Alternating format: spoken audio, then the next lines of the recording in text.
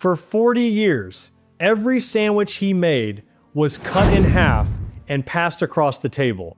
Then one evening, both halves stayed on his plate, and the soup beside them had been made from a ham bone most people would have thrown away.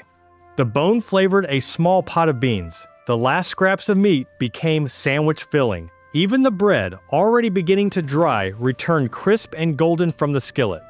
Nothing on that table was expensive. Almost nothing was new. Yet from ingredients that appeared finished, he had made a warm soup, a filling sandwich, and enough lunch for the following day.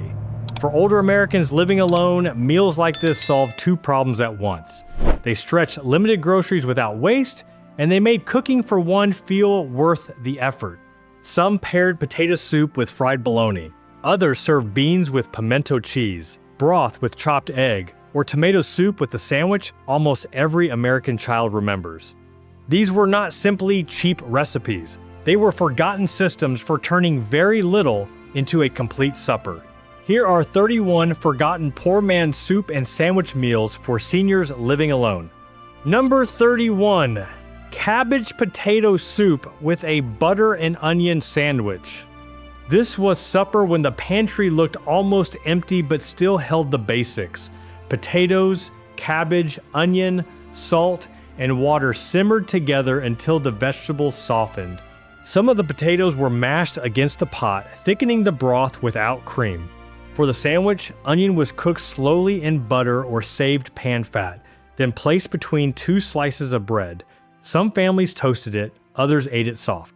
The ingredients were plain, but the meal had weight. It filled the kitchen with steam, softened yesterday's bread, and proved that a nearly empty cupboard did not have to mean an empty plate.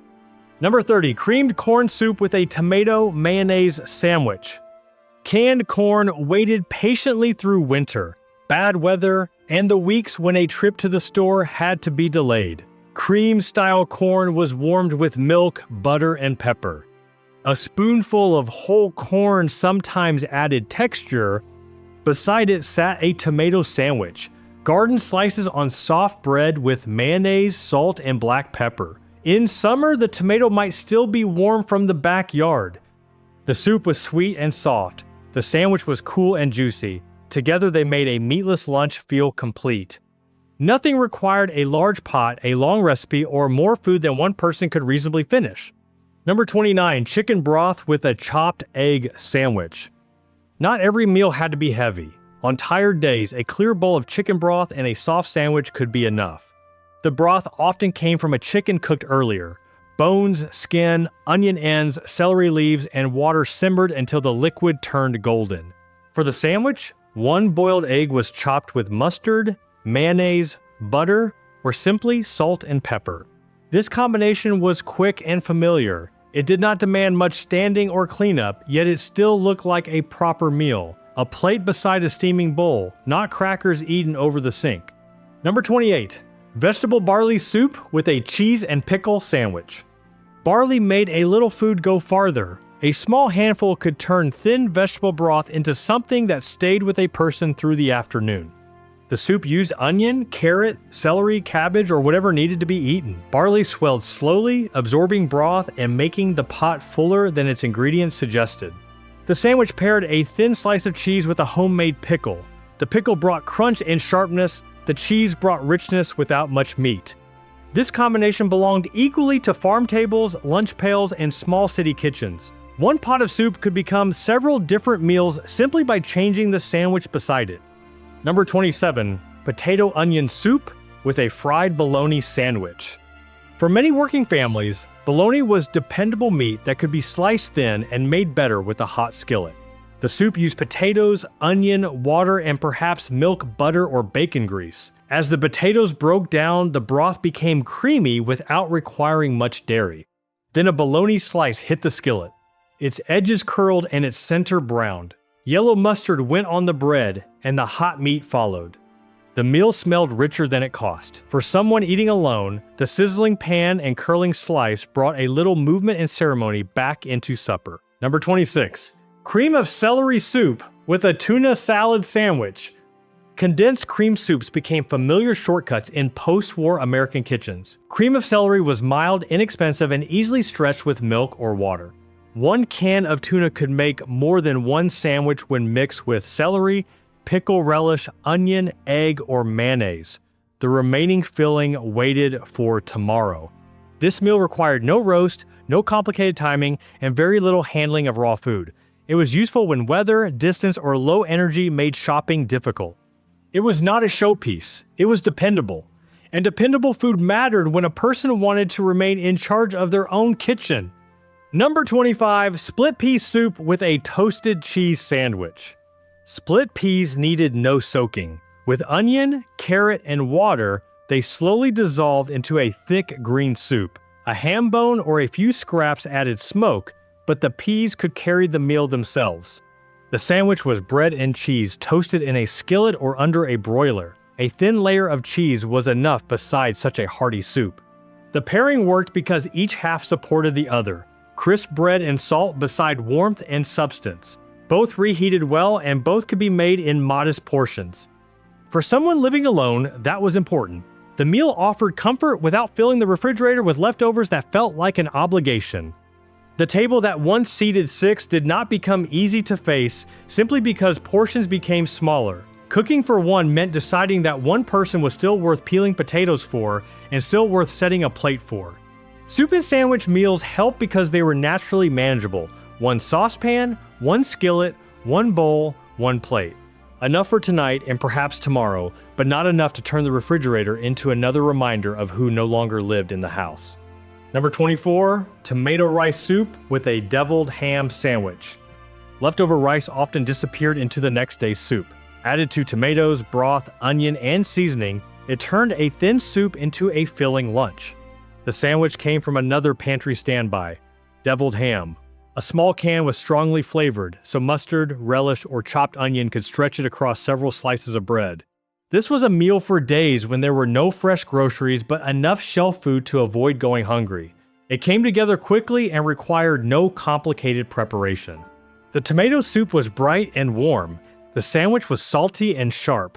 Together they tasted more intentional than either one would have alone.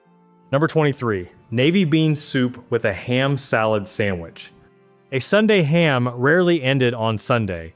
The bone went into a pot with navy beans, onion, and water. Small scraps clinging to it flavored the broth as the beans softened. The cleaner pieces were chopped for ham salad with mustard, mayonnaise, pickle, or celery. One purchase returned as dinner, soup, and sandwiches without feeling like the same plate repeated. For cooks shaped by hard times, this was simply how a kitchen worked. The bone was not garbage, and the uneven pieces were not too small to matter. A senior opening the refrigerator did not see tired leftovers. An experienced cook saw lunch. Number 22, creamed pea soup with an egg and mustard sandwich. A quick pea soup could be made from canned or frozen peas, onion, milk, butter, and a little flour. Mashed or blended, the peas became a smooth green soup with gentle sweetness. The sandwich needed one boiled egg, sliced or chopped, and placed on bread with mustard, salt, and pepper. Mayonnaise was optional. This meal was soft, colorful, and built from ingredients many homes already had. It also allowed exact portions. There was no need to open several cans or prepare a large casserole. One bowl and one sandwich could be made, eaten warm, and cleaned up before the evening news. Number 21, hamburger vegetable soup with a cold meatloaf sandwich. Meatloaf was designed to stretch meat with crumbs, oats, onion, or egg. Its leftovers were just as useful. One cold slice fit between bread with ketchup, mustard, or mayonnaise. The crumbled ends went into vegetable soup with tomatoes, potatoes, carrots, corn, or green beans. The same ground beef appeared in several forms across the week, yet the meals did not feel identical. One was a hot slice with gravy. Another became a sandwich. Another floated in soup. For a person watching every grocery dollar, that was not repetition, it was planning. Number 20, chicken and rice soup with a chicken salad sandwich. A roast chicken offered a lesson in kitchen economy. Bones and skin went into the soup pot with onion, carrot, celery, and water. Leftover rice gave the broth body. The cleaner meat was chopped with celery, pickle, onion, mayonnaise, or mustard for sandwiches. One chicken became several distinct meals. The soup tasted of bones and vegetables. The sandwich was cool and fresh. Each used a different part of the same bird. For a senior cooking alone, doing the work once and eating well more than once made sense. Sunday's chicken did not become a week of identical leftovers, it became a small chain of meals. Number 19, bean and bacon soup with a cucumber sandwich. A few strips of bacon could flavor an entire pot of beans. The meat did not need to dominate, its smoke and salt spread through the broth. Beside the heavy soup, a cucumber sandwich brought relief. Thin garden slices went onto buttered or mayonnaise-spread bread with salt, pepper, vinegar, or dill. The contrast made the pairing memorable, warm and smoky beside cool and crisp. It also kept inexpensive food from becoming visually dull. Old cooks understood that economy did not require every plate to be brown, soft, and identical. Number 18, tomato macaroni soup with a bologna and cheese sandwich. A handful of elbow macaroni made tomato soup substantial. Some versions used canned tomatoes and broth, others began with condensed soup. Either way, pasta changed a side dish into lunch.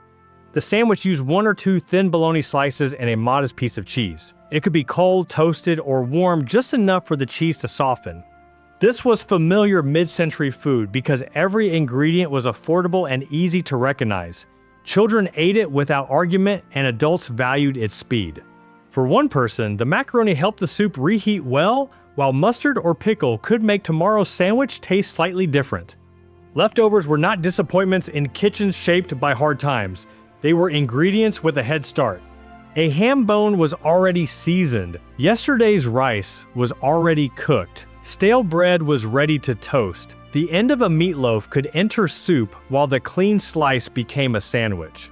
The genius was not serving the same supper twice. It was letting yesterday's food return, wearing a different face, protecting the grocery budget while giving variety to someone eating alone. Number 17, lentil carrot soup with a fried egg sandwich.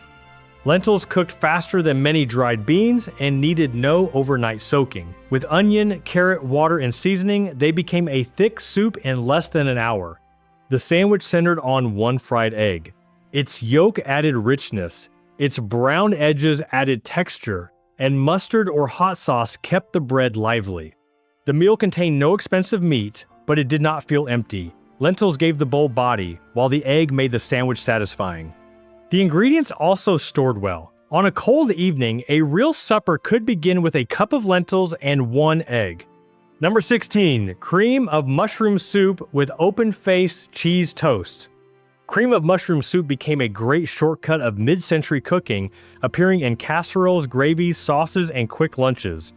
For one person, its simplest use was often best. Heat a bowl and serve it with open-faced cheese toast. 1 bread slice kept the portion small. A little cheese melted on top until its edges bubbled.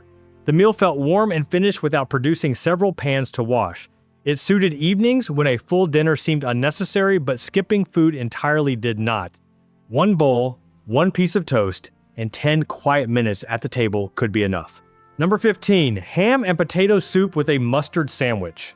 Potatoes carried the bulk of this soup, while tiny ham scraps supplied the flavor. Onion, water, milk, and pepper completed the pot. As the potatoes softened, they spread the ham salt through every spoonful. The sandwich was nearly bare, bread and mustard, perhaps with butter or onion. Yet it worked because the soup already provided richness.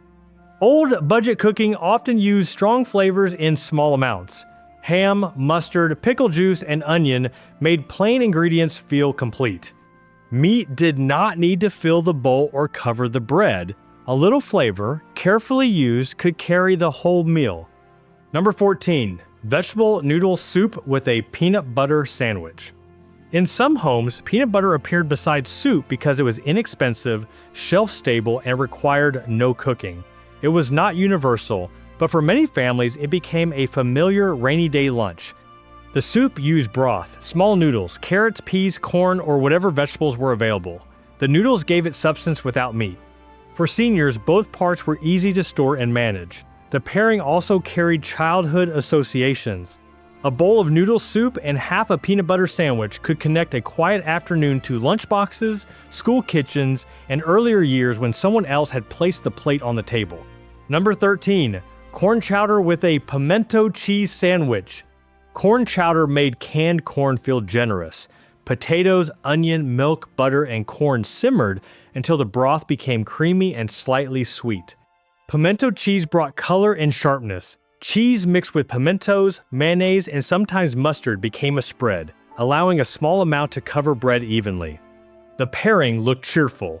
Golden soup beside an orange-red sandwich. That mattered when many inexpensive meals were pale or brown. Both parts kept well. The chowder reheated, and the pimento cheese waited in a covered bowl for tomorrow's lunch. Number 12. Beef barley soup with an open-faced gravy sandwich. A small amount of roast beef traveled farther when paired with barley. The soup used browned ends, broth, onion, carrot, and grain.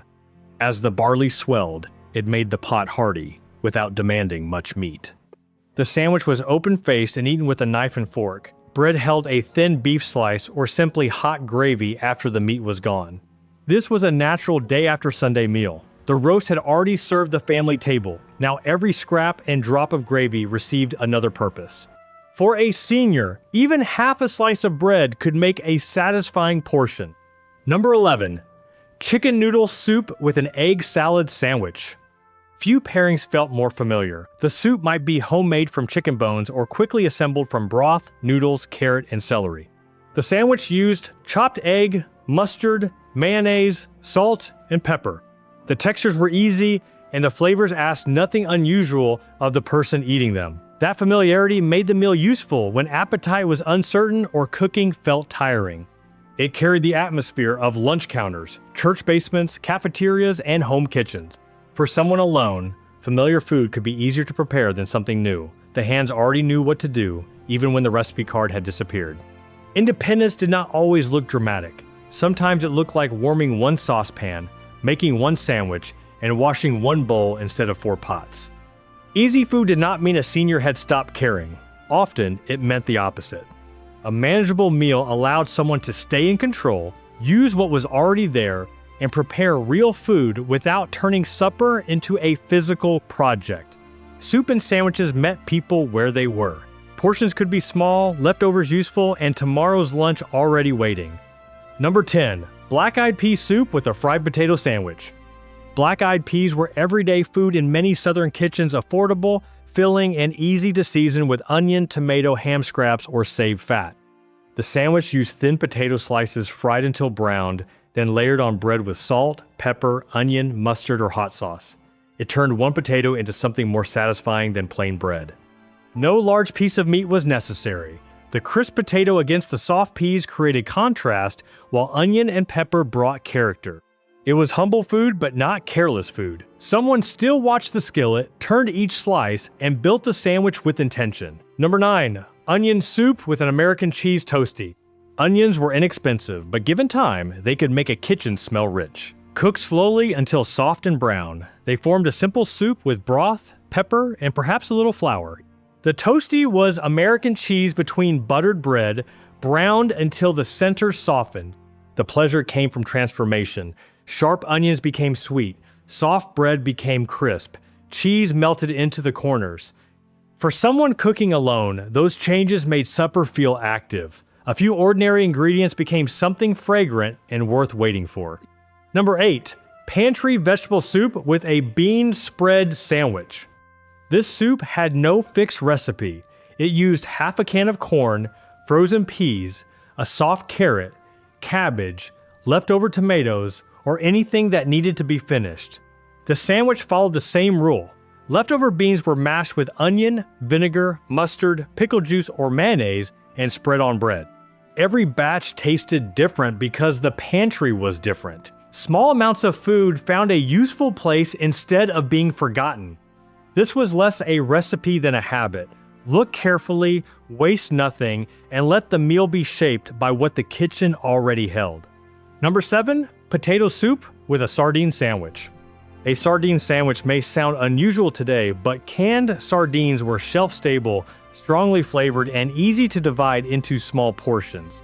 They went onto buttered bread with mustard, vinegar, onion, or pickle. One small can could make more than one sandwich. Mild potato soup balanced the salty fish. Potatoes, onion, milk, and pepper softened the pairing and made it feel complete. It was not everyone's favorite, but it followed the honest logic of lunch pail cooking. Food was meant to provide strength, travel well, and wait safely on a pantry shelf.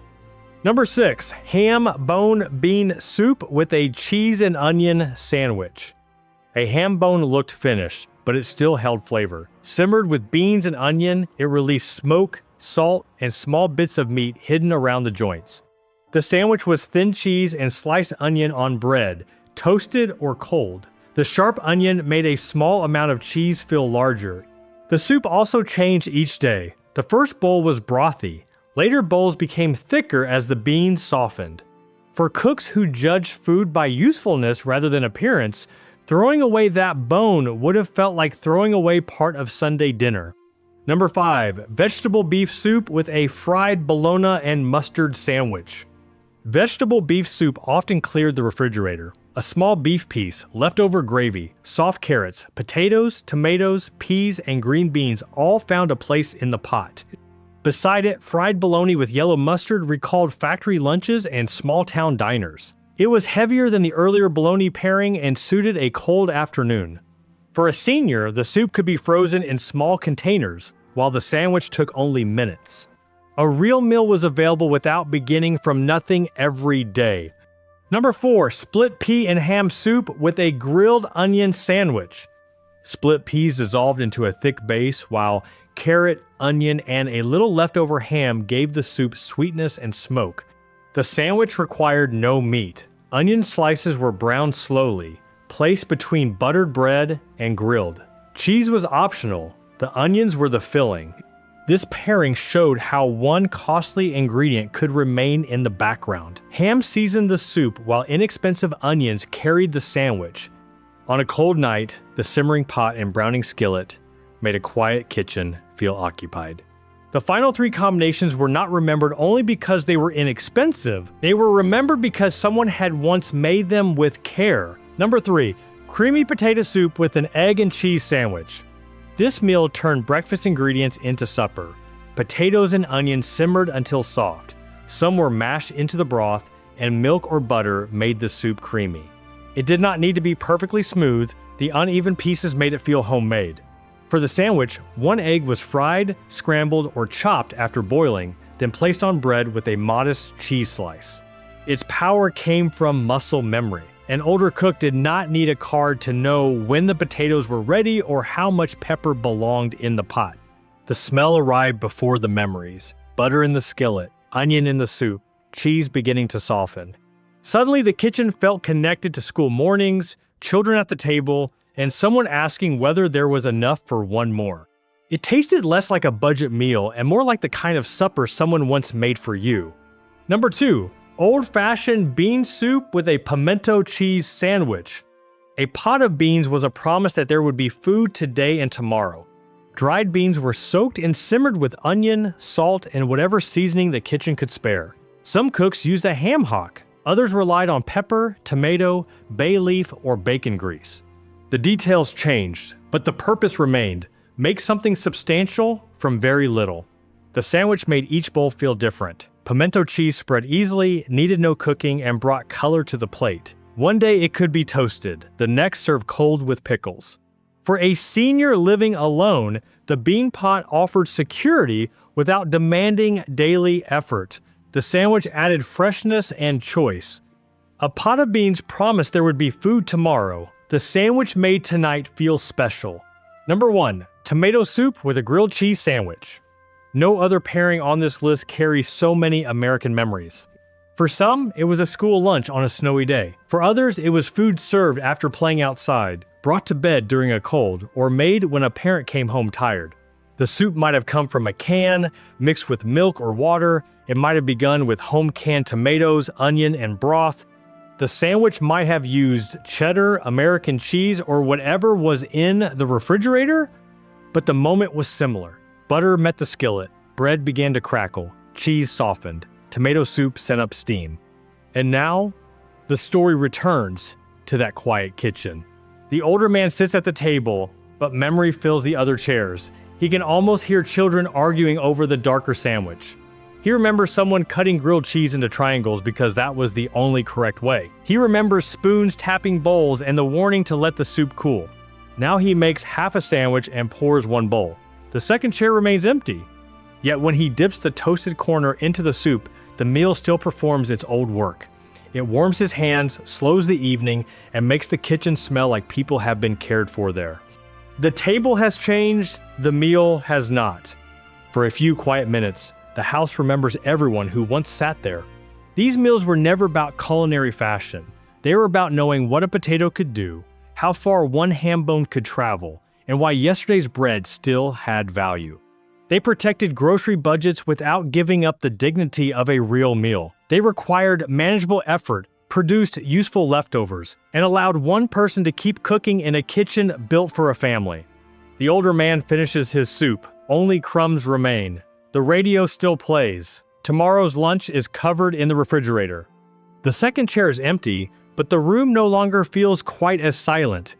Soup and a sandwich could not bring back the people who once filled the table. But the familiar smell, the warm bowl, and bread browning in a skillet could bring back the feeling of being home.